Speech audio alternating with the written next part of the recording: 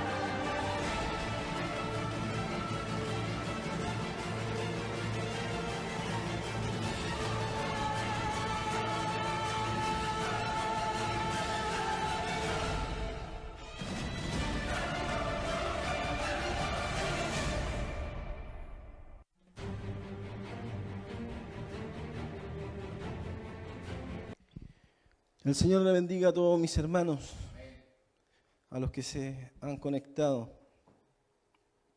a los 7 que se han conectado.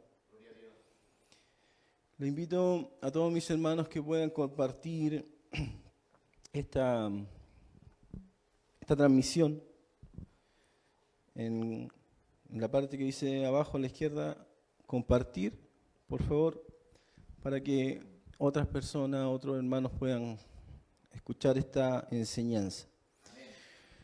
Bueno, vamos a empezar con ella.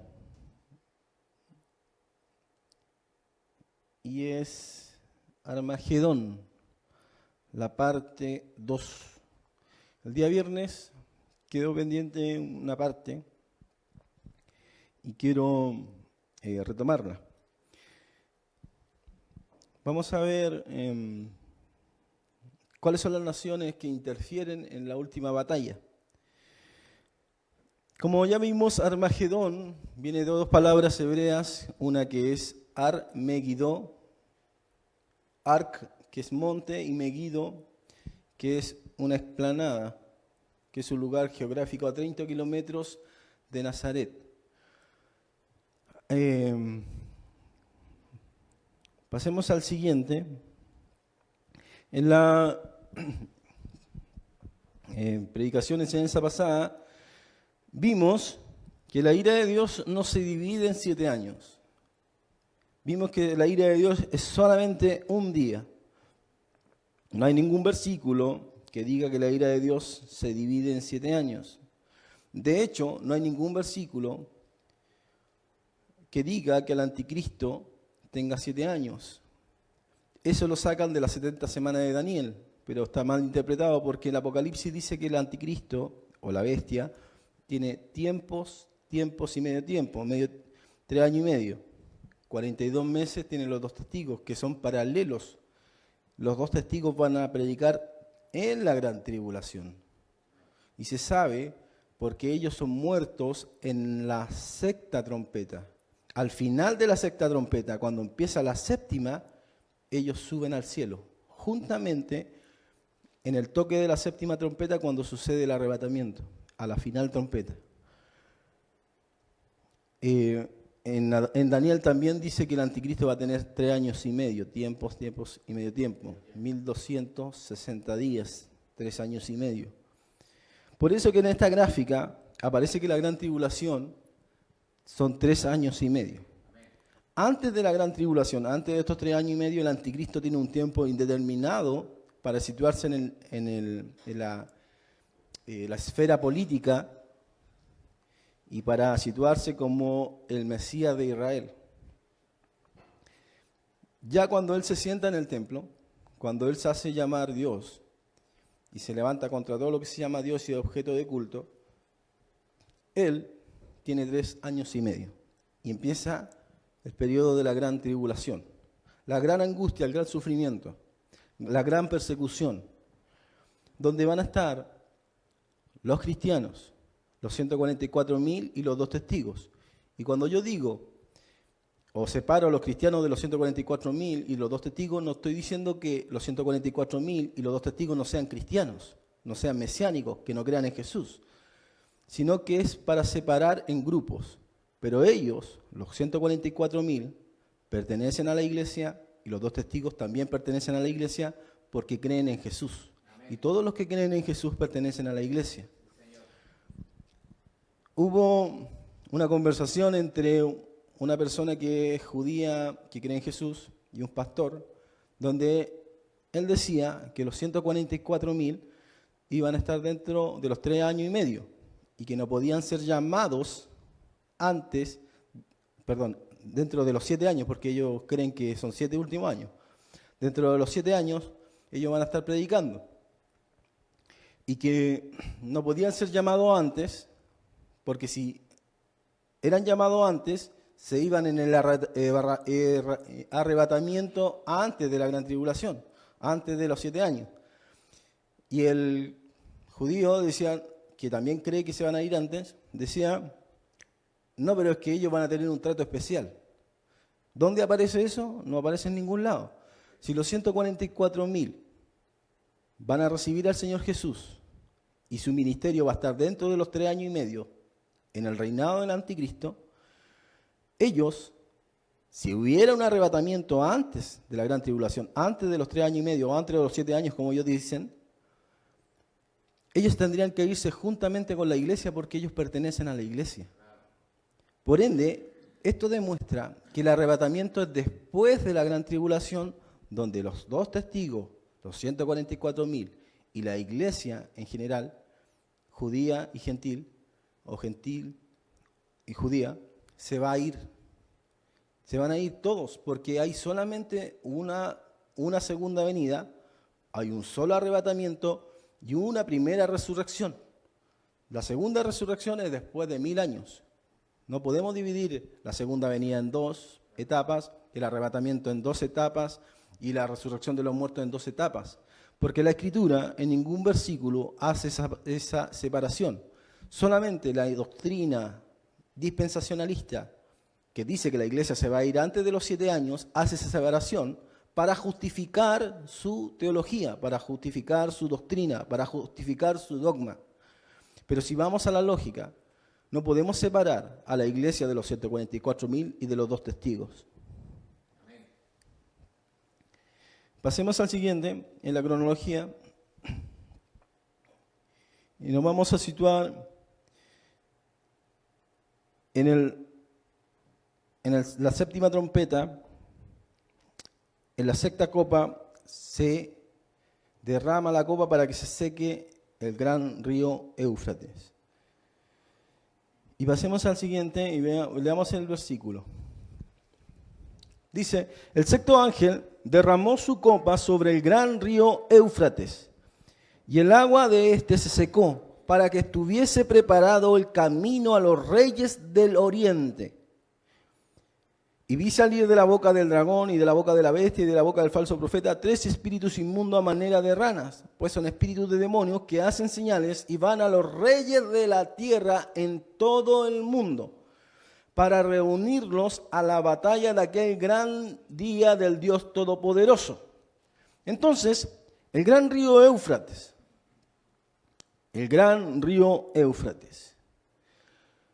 y dice que se secó para que estuviese preparado para los reyes del oriente. Y aquí hay un punto esencial. Si nosotros vamos a la gráfica siguiente, el río Éufrates está al norte y al oriente de Israel. Israel se marca en la gráfica izquierda en rojo. Pero el río Éufrates cruza Turquía, Siria e Irak. Y si usted ve la gráfica de al lado derecho, Turquía, Siria e Irak, y al lado de Irak está Irán. Muchos escatólogos evangélicos dicen que es China los reyes del Oriente. Pero cuando leemos la Escritura, cuando vemos la Escritura, vamos a ver que los reyes del Oriente no se refiere a China, sino que se refiere a los países que están al lado occidental y al lado oriental, al lado oriental de Israel, no al lado occidental, al lado oriental. Y Daniel 11:44 no aparece en el PPT, dice, hablando de Antíoco Epífanes, que era el tipo del anticristo, dice, pero noticias del oriente y del norte lo atemorizarán. Y si nosotros vemos Israel, el oriente está Siria, Irán, Irak, Afganistán, Pakistán, Turkmenistán, está también Arabia Saudita. Hay varios países que coincidentemente todos ellos son islámicos. Todos ellos son islámicos. Y si vemos al norte, vemos que Turquía, que también es islámico, que muchas interpretaciones dicen que Gog y Magog es Rusia, pero algunas interpretaciones dicen que Gog es Turquía. Podríamos decir que realmente los reyes del Oriente no son China, sino son los países islámicos. Países islámicos, una unión islámica. Y hay una profecía, y hay rabinos judíos que dicen que va a haber una unión entre Edom e Ismael. Edom, ellos lo reconocen como Roma, Ismael como los países árabes y también los países islámicos. Dice, y saldrá con gran ira para destruir y matar a muchos, por las noticias del oriente y del norte, y plantará las tiendas de su palacio entre los mares y en el monte glorioso y santo, o sea, en Jerusalén. Mas llegará a su fin y no tendrá quien le ayude. Ahí está hablando de Antíoco Epífanes, que es el tipo del anticristo futuro. Y si pasamos al siguiente, vamos a ver, y dice Apocalipsis 16, que secó el río Éufrates, que pasa por Turquía, por Siria y por Irak, y también dice que, lo voy a leer, dice, y el sexto ángel derramó su copa sobre el gran río Éufrates, y el río Éufrates cruza Turquía, Siria, Irak. Entonces yo no veo a China acá. Y el agua de este se secó para que estuviese preparado el camino para los reyes del oriente. Y los reyes del oriente, si nosotros vemos el mapa, son estos que acabo de nombrar.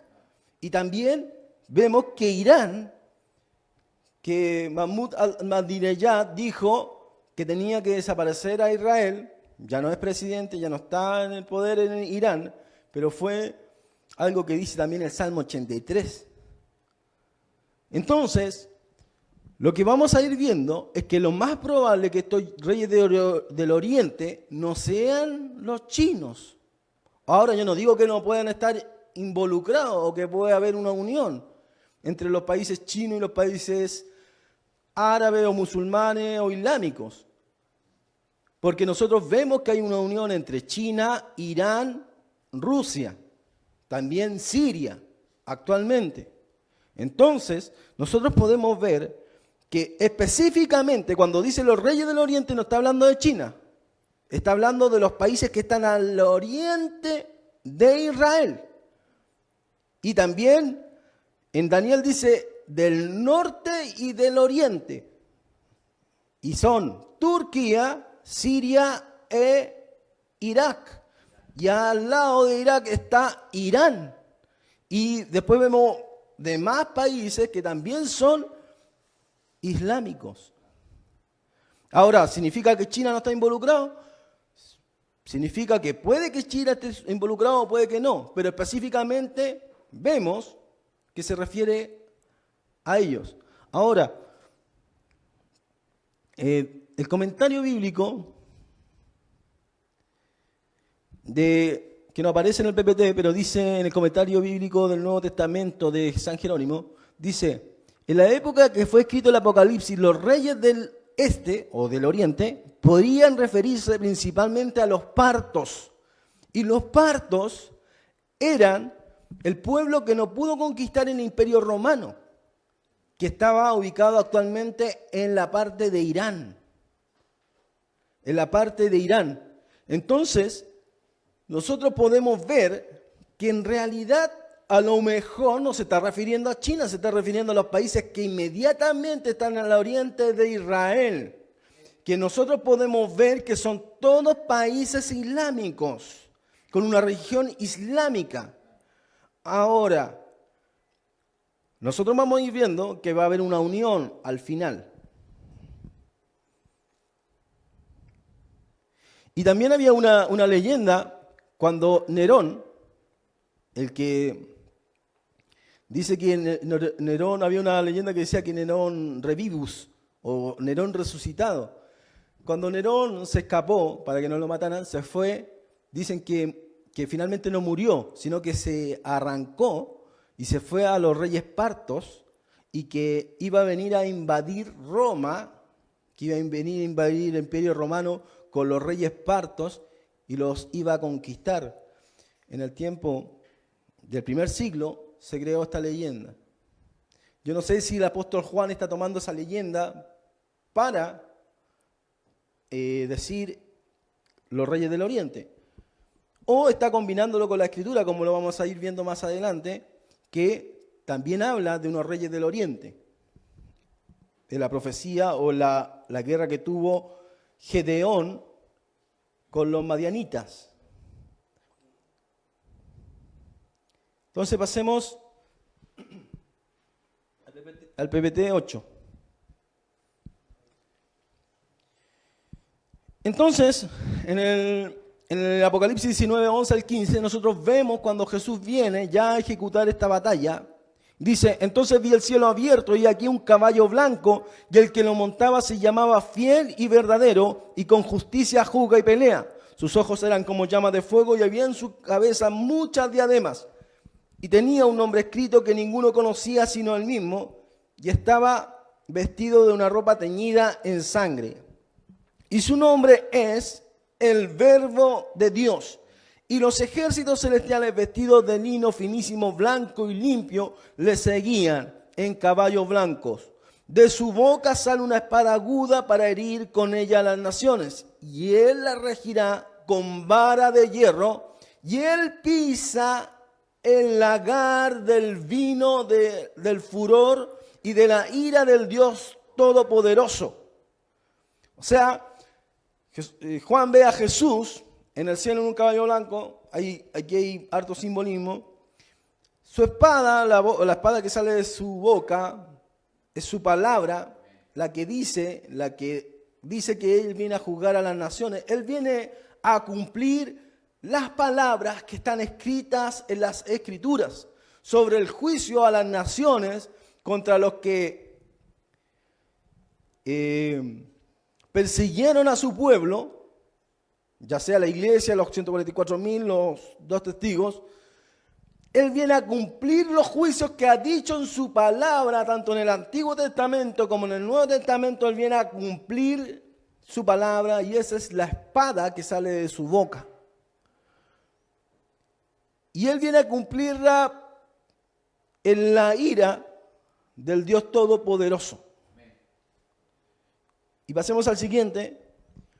Dice, y en su vestidura y en su muslo tiene escrito este nombre: Rey de Reyes y Señor de Señores. ¿Por qué Rey de Reyes y Señor de Señores? Porque dice que los ejércitos celestiales le seguían. Él es Rey de Reyes, no por los reyes que están en la tierra esperándolo para hacer guerra, los 10 reyes y el anticristo, sino Él es Rey de Reyes de los que los siguen. Nosotros somos reyes y sacerdotes y los ejércitos celestiales le seguían. Por eso Él es Rey de Reyes y Señor de Señores. Y vi un ángel que estaba en pie en el sol y clamó a gran voz diciendo: a todas las aves que vuelan en medio del cielo, venid y congregaos a la gran cena de Dios. Y esta es la cena de la boda del Cordero, que muchos interpretan cuando creen que la boda del Cordero es una boda literal. Sin embargo, la boda del Cordero es símbolo, figura de algo. La boda del Cordero no es una fiesta que vamos a ir a celebrar al cielo por 7 años y que vamos a ir a comer 7 años en un banquete, un pedacito de carne, con carne al jugo, no sé, con algún acompañamiento, con alguna ensalada, y vamos a estar celebrando y vamos a estar bailando, vamos a estar bebiendo, no sé, vino, no sé, y acá en la tierra va a estar la embarrada, va a estar la escoba acá en la tierra, van a estar todos muriendo, y nosotros ahí celebrando 7 años, porque ellos dicen que las bodas judías se celebran 7 días, y los 7 días se convierten en 7 años, donde no hay ningún versículo que diga que las bodas duran 7 días, no hay ningún versículo en la Biblia, y tampoco dice que esos días se conviertan en años. Así como dicen que un día se convierte en 7 años, en la ira del Cordero, que es la gran tribulación según ellos, no hay ningún versículo que diga que un día se convierte en 7 años, tampoco hay ningún versículo que las bodas duran 7 días y que esos días se conviertan en años. No hay ningún versículo que respalde esa interpretación. La boda del Cordero es la unión de Cristo con su iglesia. Y la unión de Cristo con su iglesia se produce en el arrebatamiento. Esa es la boda del Cordero. Porque si usted ve más arriba, en Apocalipsis 19, dice que son las bodas del Cordero. Y su esposa será concedido que se vista de lino limpio, y fino y resplandeciente. Y después dice, congregaos a la gran cena de Dios. ¿Y cuál es la cena de Dios? Un pedazo de carne, con acompañamiento, con ensalada, con una copita de vino, no sé, ¿qué se imaginan? Pero aquí nos dice la palabra de Dios que la gran cena de Dios, para que comáis carnes de reyes y de capitanes y carnes de fuertes, carnes de caballos y de sus jinetes, carne de todos, libres esclavos, pequeños y grandes. Sorpresa, la cena de Dios es una batalla. ¿Cuál batalla? La de Armagedón. Es la derrota hacia el anticristo, hacia el mal, hacia las fuerzas del mal, hacia la oposición del mundo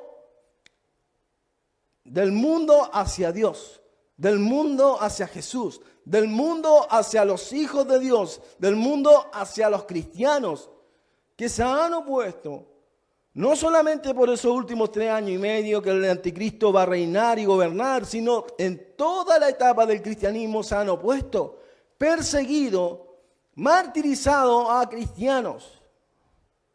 La cena de Dios es una batalla donde los triunfadores van a ser Jesús y sus ejércitos. No es una cena literal, es una cena, cuando dice la cena de la boda de Dios, es simbólico, y eso simbólico, la cena de Dios te lo está diciendo acá, para que comáis carne de reyes y de capitanes y carne de fuertes, carne de caballos y de sus jinetes, carne de todos libres, esclavos, pequeños y grandes. Es una batalla donde Jesús va a derrotar al enemigo, donde al diablo lo va a encarcelar por 1000 años y donde al anticristo y al falso profeta los va a arrojar al lago de fuego. Pasemos al siguiente. Y vi a la bestia, a los reyes de la tierra y a sus ejércitos. Jesús viene con sus ejércitos y la bestia a los reyes de la tierra, los 10 reyes, y a sus ejércitos reunidos. Ve que la gran cena de Dios es una guerra, reunidos para guerrear contra el que montaba el caballo y contra su ejército. Y la bestia fue apresada, y con ella el falso profeta que había hecho delante de ella las señales con las cuales había engañado a los que recibieron la marca de la bestia y habían adorado su imagen. Estos 2 fueron lanzados vivos dentro de un lago de fuego que arde con azufre, y los demás fueron muertos con la espada que salía de la boca del que montaba el caballo.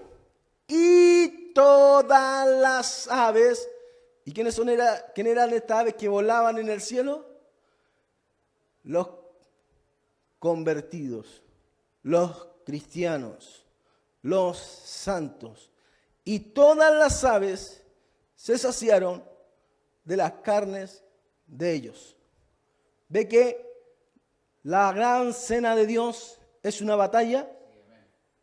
Porque dice, todas las aves se saciaron de las carnes de ellos.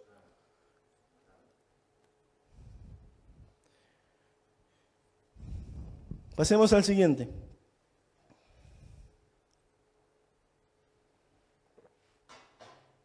Dice, he aquí, el día de Jehová viene y en medio de ti serán repartidos tus despojos.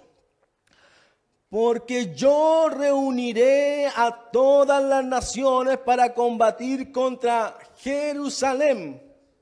Y la ciudad será tomada y serán saqueadas las casas y violada la mujer, y la mitad de la ciudad irá en cautiverio, mas el resto del pueblo no será cortado de la ciudad.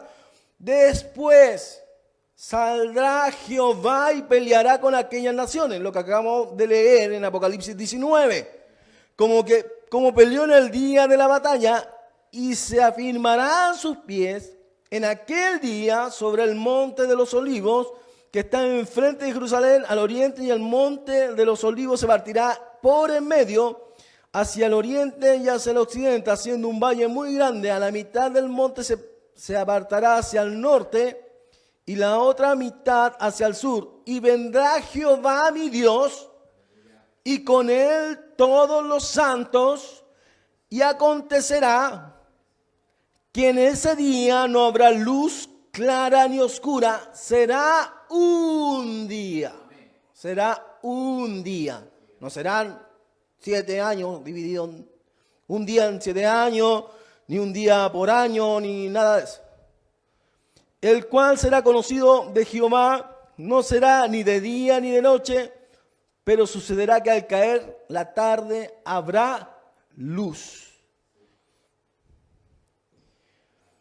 Entonces dice que va a reunir a todas las naciones, dice, porque yo reuniré a todas las naciones para combatir contra Jerusalén, ¿cierto? Y dice en el siguiente, Joel 3, del 1 al 4, porque he aquí, en aquellos días en aquel tiempo en que haré volver la cautividad de Judá y de Jerusalén, reuniré a todas las naciones y las haré descender al valle de Josafat. Y aquí tenemos un problema porque dice que es Megiddo. Es Armegiddo. Y aquí dice Josafat. En realidad el valle de Josafat no existe. Lo que está diciendo acá es el significado del valle. Valle de Josafat significa el juicio de Jehová. El juicio de Jehová. ¿Y dónde va a ser el juicio de Jehová?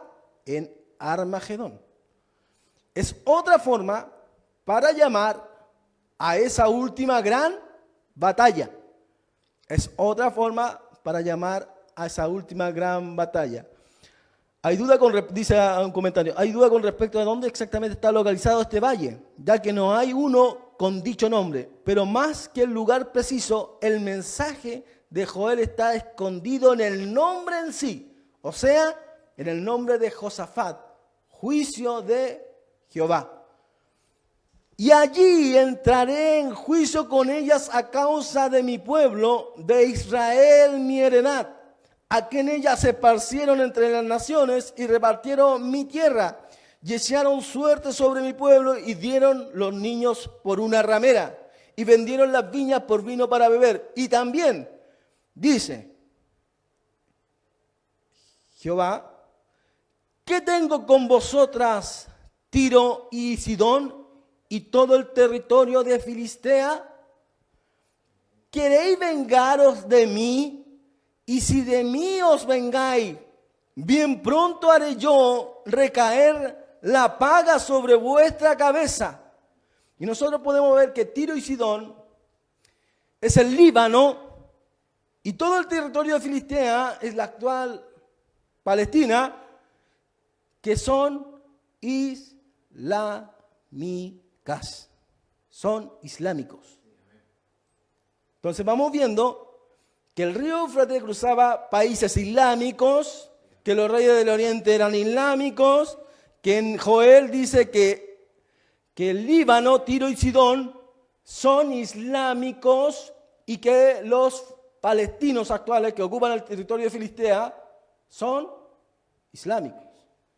Entonces vamos viendo que esta guerra que viene a ejecutar Jesús es con todas las naciones, pero en lo principal va a ser con países islámicos.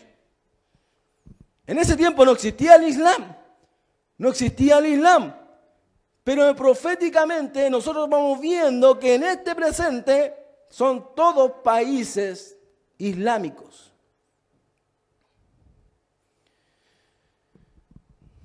Dice en Joel 3, 9 al 16, proclamad esto entre las naciones, proclamad guerra, despertar a los valientes, acérquense, vengan todos los hombres de guerra, forjar espadas de vuestros asadones, lanzas de vuestras hoces, digan débil, fuerte soy, juntaos y venid, naciones todas de alrededor, y congregaos, venid allí, oh Jehová, a tus fuertes, despiértense las naciones y suban al valle de Josafat, porque allí me sentaré para juzgar a todas las naciones de alrededor. ¿Y cuáles son las naciones de alrededor? Las que ya nombramos, pero no solamente Turquía, no solamente Siria, Irak, también Arabia Saudita, ¿cierto? También Egipto, también Sudán, Etiopía, vamos viendo que tienen religiones islámicas. Dice, porque allí me sentaré para jugar a todas las naciones de alrededor, echad la hoz, porque la mies está madura, venid, descended, porque el lagar está lleno, rebosan las cubas, porque es la maldad de ellos, muchos pueblos en el valle de la decisión. Pero echad la hoz, porque la mies está madura. ¿Y qué significa eso? Que está lista para cosechar. ¿Y cuál es la mies?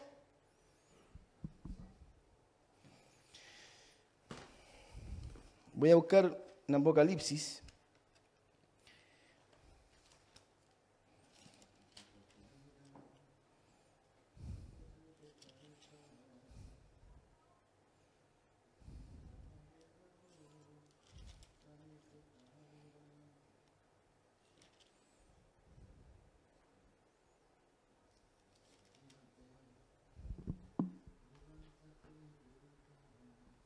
Dice en Apocalipsis 14, no está, no sé si la podemos buscar. Apocalipsis 14.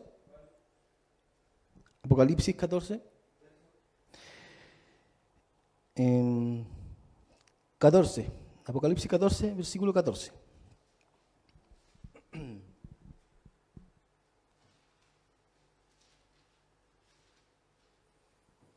Y vamos a ver que cuando Jesús viene en Joel 3, 9, 16, se produce el arrebatamiento.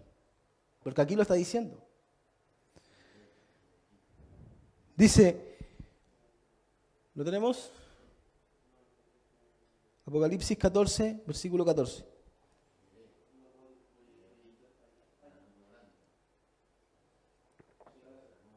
Ya. Dice, miré y aquí una nube blanca y sobre la nube uno sentado semejante al Hijo del Hombre. ¿Quién es este? Jesús. Que tenía en la cabeza una corona de oro y en la mano una hoz aguda. ¿Y qué dice Joel? Echa la hoz. Echa la hoz. Una hoz aguda. Ya algunos van a decir, ¿es Jesús el que hace el arrebatamiento? ¿Son los ángeles que reúnen a su escogida? En el lenguaje simbólico, la hoz representa a los ángeles. En el lenguaje simbólico, la hoz representa a los ángeles. Miré aquí una nube blanca y sobre la nube uno sentado. Esta es la segunda venida. Yo le dije que el Apocalipsis muestra de diferentes perspectivas el arrebatamiento. En el séptima trompeta se muestra el arrebatamiento de una forma. En Apocalipsis 14, versículo 14 se muestra de otra forma. En Apocalipsis 19 se muestra de otra forma. Así como los evangelios muestran las 4 caras de Jesús, 4 formas distintas de ver a Jesús y hacen énfasis en distintas cosas de Jesús, el Apocalipsis también en sus capítulos nos muestra un evento de distintos ángulos. La séptima trompeta nos muestra a Jesús viniendo a reinar. La Apocalipsis 14, 14 nos muestra a Jesús viniendo a cegar. Y Apocalipsis 19 nos muestra a Jesús viniendo a guerrear. Dice, miré aquí sobre la nube uno sentado, semejante al Hijo del Hombre, que tenía en la cabeza una corona de oro y en la mano una hoz aguda. Y del templo salió otro ángel, clamando a gran voz al que estaba sentado sobre la nube. Dice, mete tu hoz y ciega, porque la hora de cegar ha llegado, pues la mies de la tierra está madura. Este es el arrebatamiento. Y el que estaba sentado sobre la nube metió su hoz en la tierra y la tierra fue cegada. La tierra fue cegada. El arrebatamiento, la tierra fue. ¿Quién es la mies? Son los cristianos. Son los cristianos que son arrebatados. Dice, y el que estaba sentado sobre la nube metió su hoz en la tierra y la tierra fue cegada. El 17, versículo 17. Salió otro ángel del templo que está en el cielo, teniendo también una hoz aguda, y salió del altar otro ángel que tenía poder sobre el fuego y llamó a gran voz al que tenía la hoz aguda, diciendo, mete tu hoz, o sea, 2 hoz distintas, uno que era semejante al Hijo del Hombre, que cegaba la mies, y en el versículo 18, otro que tenía otra hoz, y llamó a gran voz al que tenía la hoz aguda, al otro que tenía la hoz aguda, mete tu hoz aguda y vendimia los racimos de la tierra. O sea, ahora no estamos hablando de la mies, estamos hablando de uvas.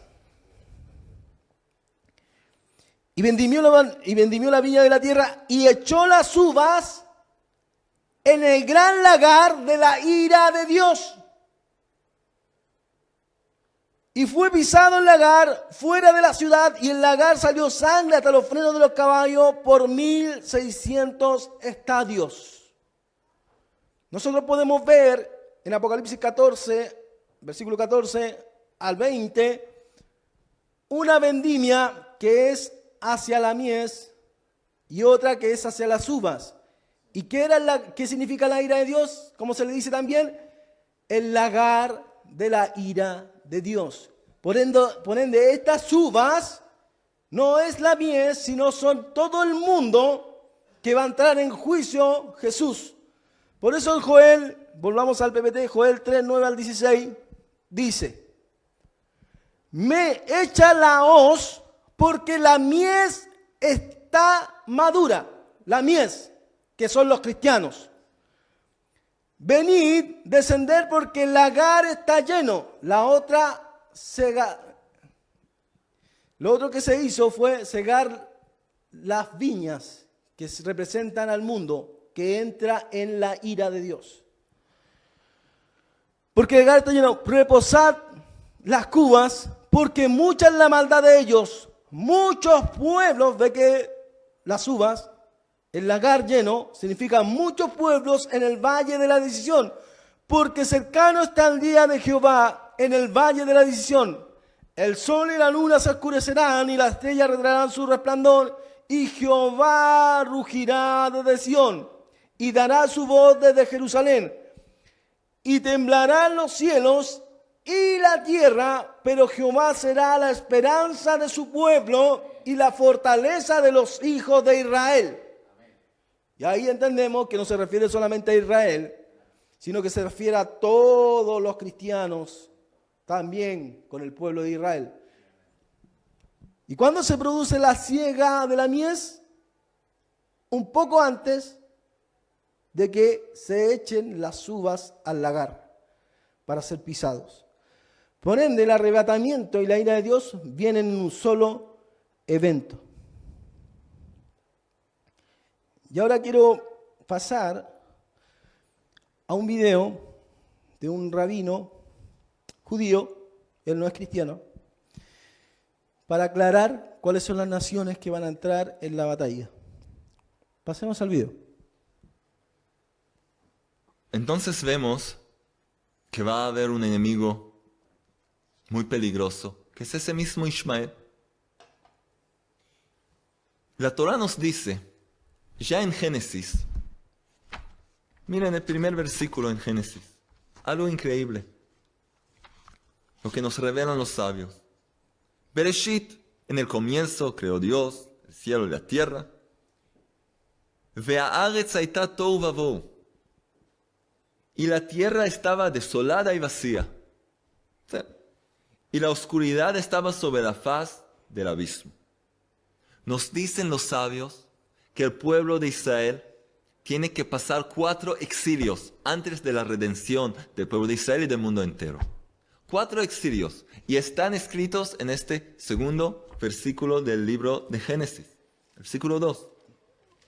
Tohu vavohu, desolada y vacía. Desolada es un exilio, ¿sí? Luego, vacía es el segundo exilio. Oscuridad es el tercer exilio. Y el cuarto exilio es el abismo. ¿Sí? 4 palabras que describen los 4 exilios que van a tener que pasar el pueblo de Israel. ¿Ok? El primer exilio era el exilio de Babel, Babilonia. ¿Sí? 70 años que el pueblo de Israel fue expulsado de la tierra de Israel. Luego, y eso representa desolado. Luego vacío. Ese es el exilio de Parás y Madai, persa. Bueno, después tenemos el exilio de Yaván, Grecia, los griegos, y esto es oscuridad. El exilio de la oscuridad. Que vemos justamente del exilio de Grecia, que el exilio no significa algo físico. Porque el pueblo de Israel quedó en Israel, en la tierra de Israel. Los griegos llegaron acá. De aquí vemos que el exilio no tiene que ver el pueblo expulsado. Es un estado mental, emocional, es un ambiente de exilio espiritual. El exilio no significa que dejar la tierra. Vemos esto en este exilio. Y luego el cuarto exilio, el exilio de Edom, de Roma en que nos encontramos hasta hoy en día y se llama abismo porque dicen los sabios que parece que no tiene final. Es el exilio más largo de todos los exilios. El primero era 70 años. Cada vez era unos años, incluso muchos años, pero ahora ya miles de años estamos en el exilio de Edom, de Roma. 4 exilios. Ismael no está acá. No está acá. 4 exilios. Y está todo esto en el segundo versículo. Pero nos dicen los sabios, hay un quinto ¿Puedes ponerle pausa? exilio. Y no lo llaman... Cuando él dice Ismael, se refiere a todo el pueblo árabe, pero también a los islámicos. Entonces él habla de 4 exilios: Tohu, desolado, que era Babilonia; Bohu, que era vacío; Paras y Madai, que era Medo-Persa; Kochek, oscuridad, tiniebla, que era Javán o Grecia; y Tejón, abismo, que es Edom o Roma. Sigamos con el video.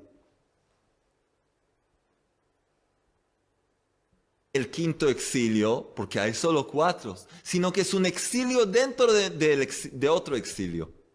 El quinto exilio es el exilio de Ismael. Otra vez, estamos sobre la tierra de Israel. Baruch Hashem, estamos sobre la tierra de Israel.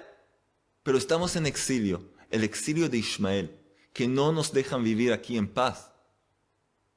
Imposible, un tiempo de unos años de silencio, ¿no? Y tampoco, la verdad. Y después, ¡pum!, guerra. El quinto exilio es el exilio de Ismael dentro del exilio de Roma. Y de hecho vamos a ver que están conectados. La fuerza de Roma con Ismael están conectados. Eso ya lo vimos en la Segunda Guerra Mundial. Cuando uno de los grandes líderes de los árabes fue a encontrarse con Hitler. Hicieron un pacto. Él era el sheikh de aquí de Jerusalén. Y fue con Hitler a hacer un acuerdo que cuando Hitler va a llegar a la tierra de Israel, le van a entregar a todos los judíos. Eso ya empezó, se despertó eso, empezó ese exilio ya en la Segunda Guerra Mundial. Y estamos viviéndolo hasta hoy en día. Pasemos al siguiente. Entonces, los judíos creen que hay 4 exilios. El primero de Babel, Babilonia; el segundo de Medo-Persa. Entonces vemos... Al siguiente. El segundo de Medo-Persa, el tercero de Grecia y el cuarto de Edom o Roma. Y dentro de ese exilio, que se le llama el abismo, hay otro quinto exilio que no se llama el quinto exilio porque está dentro del cuarto. Es el exilio de Ismael, que Ismael son todos los países árabes, pero a través de los países árabes viene una religión que se llama Islam. Y dice que hay una unión entre Edom, Roma e Ismael, los islámicos. Y ese exilio ya empezó en la Segunda Guerra Mundial, dice, cuando el sheikh de Jerusalén se fue a unir con Hitler y le iba a entregar a todos los judíos. Y nosotros vemos en el Apocalipsis que la bestia surge ¿de dónde?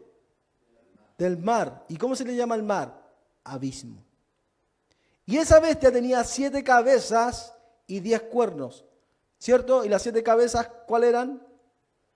Eran la cabeza de Babilonia, que es actualmente Irak. La cabeza de Medo-Persa, que son los iraníes. Y también hay un pueblo ahí metido que son los kurdos. Está la cabeza de Grecia. También las 4 cabezas de Grecia, que se dividió entre Grecia, Turquía, India y también Egipto. Y podemos ver que hay países islámicos y hay occidentales. Ya empezamos con un occidental que es Grecia. Y hay países orientales que son los que ya hemos nombrado. Y está la cabeza de Roma, que es Edom. Entonces nos podemos ver que la unión final va a ser países occidentales con países orientales. Es el quinto exilio, que no se le llama quinto exilio porque está dentro del cuarto, dentro del de Roma. Y si usted ve los pies de la estatua de Nabucodonosor, del sueño de Nabucodonosor, los pies eran de hierro y las piernas eran de hierro, pero los pies eran de hierro con barro cocido. Y la palabra que ocupa ahí como mezclar es árabe, donde viene la palabra árabe. Dice, y vamos a ir al Salmo 83. Naciones musulmanas en la guerra, pero no van a ser solamente musulmanas. Dice, oh Dios, no guardes silencio, oh Dios, no guardes silencio, no calles, oh Dios, ni te estés quieto, porque he aquí que rugen tus enemigos y los que te aborrecen alzan cabeza. Contra tu pueblo han consultado astuta y secretamente y han entrado en consejo contra tus protegidos. El siguiente dice, han dicho, venid y destruyámoslos para que no sean nación y no haya más memoria del nombre de Israel, porque se confabulan de corazón a una. Contra ti han hecho alianza las tiendas de los edomitas. ¿Y Edom para los judíos quién es? Roma. Las tiendas de los edomitas y los ismaelitas.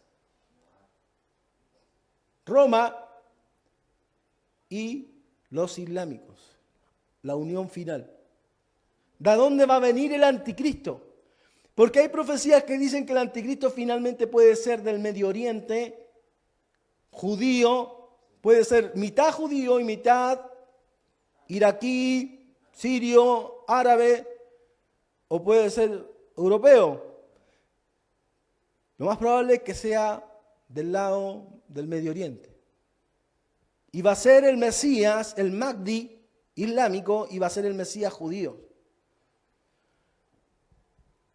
Entonces, contra ti han hecho alianza las tiendas de los edomitas, Roma, y los ismaelitas, ¿cierto?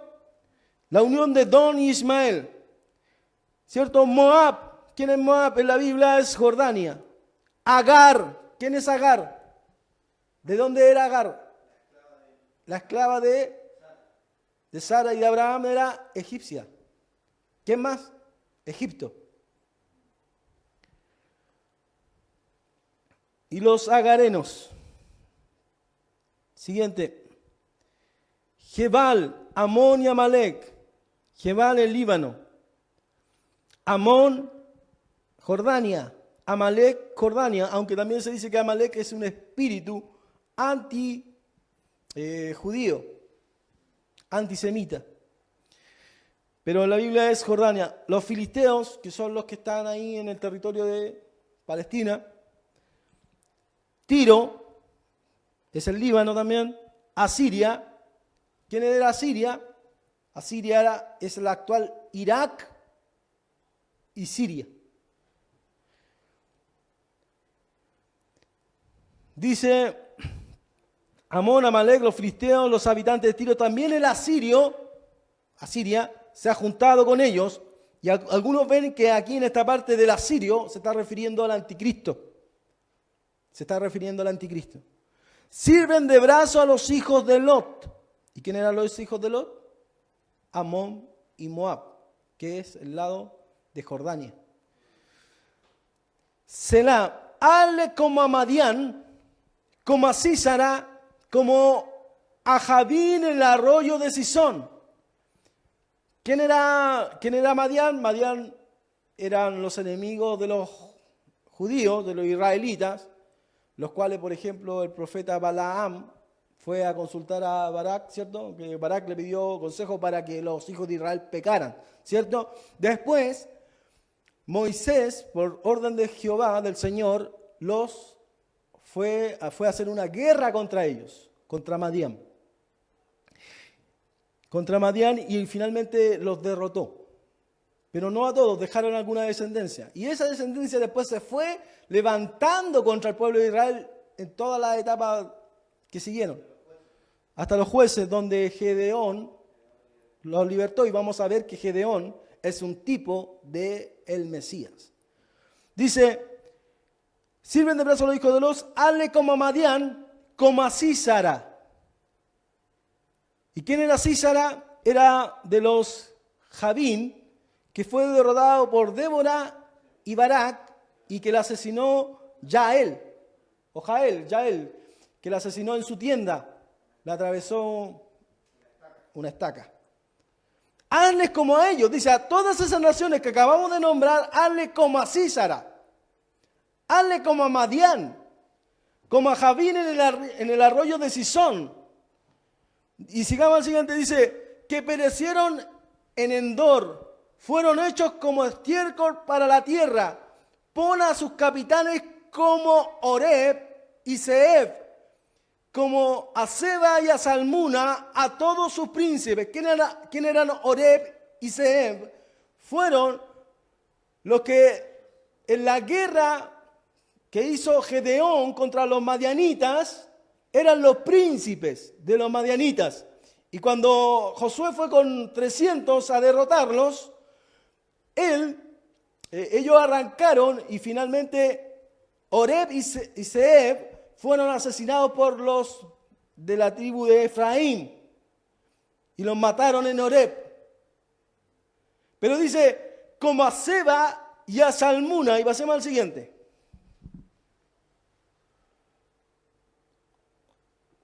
Y Jueces 8:10 dice, y Seba y Salmuna estaban en Cartor, esto antes de la guerra, y con ellos su ejército como de 15,000 hombres, todos los que habían quedado de todo el ejército de los hijos del oriente.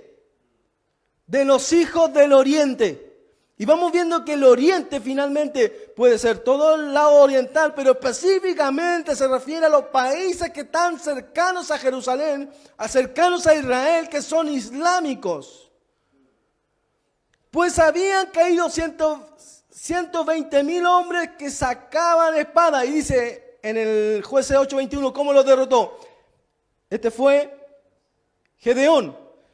Entonces dijeron Seba y Salmuna, levántate tú a Gedeón, que es el tipo de Jesús, del Mesías, y mátanos, porque el varón tal es su valentía. Y Gedeón se levantó y mató a Seba y a Salmuna y tomó los adornos de lunetas que sus camellos traían al cuello. Y Seba y Salmuna son un tipo del anticristo y el falso profeta. Y tomó los adornos de lunetas que sus camellos traían al cuello. Y pasemos al siguiente.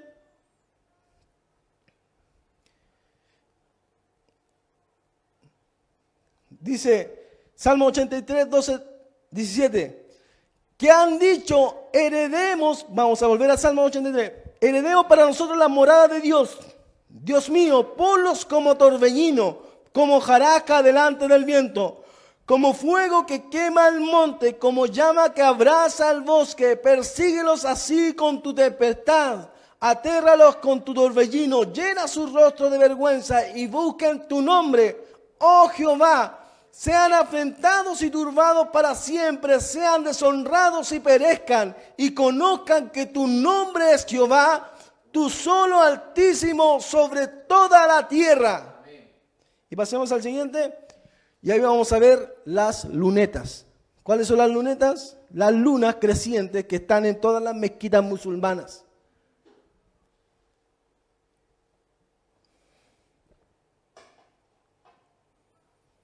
Entonces vamos viendo que los países que van a interferir en esta guerra son musulmanes. Una unión musulmana con el occidente. Y yo no digo que no van a estar reunidos otros países, pero esencialmente la Escritura está hablando que los reyes del oriente son musulmanes, no los chinos. Y no digo que los chinos no estén involucrados. Lo más probable es que sí estén involucrados, pero esencialmente la Escritura está hablando de ellos. Vamos al siguiente. Y pasemos a Zacarías 14:12, dice, y esta será la plaga con que herirá Jehová a todos los pueblos que pelearon contra Jerusalén.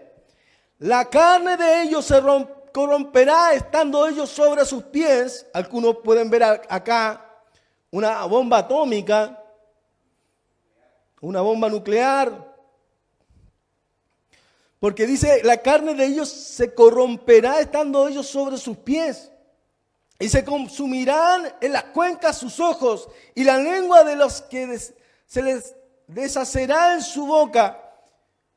Si nosotros vemos que la bomba de Hiroshima y Nagasaki, cuando fue tirada ahí en Japón, las personas se derretían, porque se empezaban a deshacer. Y es como la misma descripción de una bomba atómica lo que estamos viendo acá. Y acontecerá que en aquel día habrá entre ellos gran pánico enviado por Jehová. Y trabará cada uno de la mano de su compañero y levantará su mano contra la mano de su compañero. Y Judá también peleará en Jerusalén. Y serán reunidas las riquezas de todas las naciones de alrededor. Oro, plata y ropa de vestir y gran abundancia.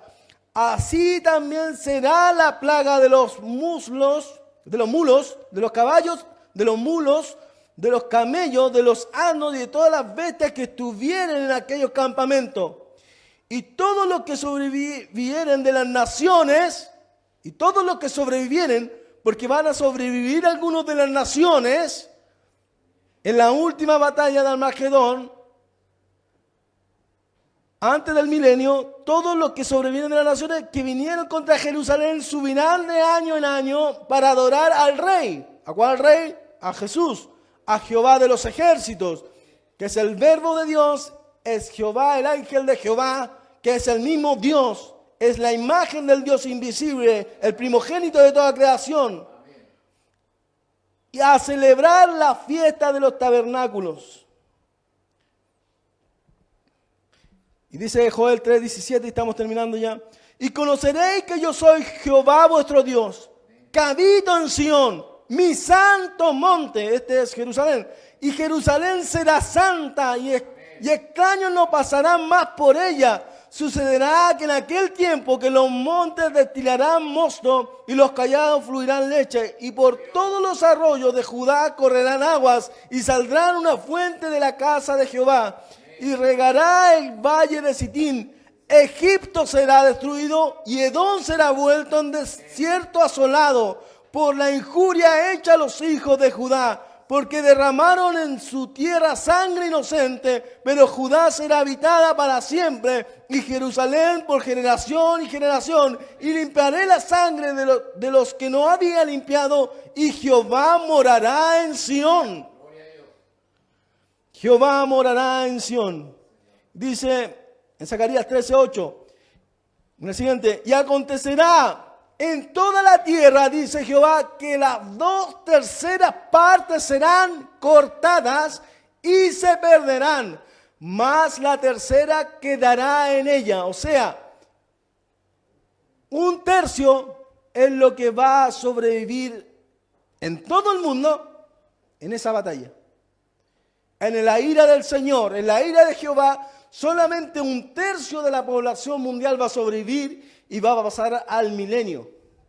Y meteré en fuego a la tercera parte, y los fundiré como se funde la plata, y los probaré como se prueba el oro.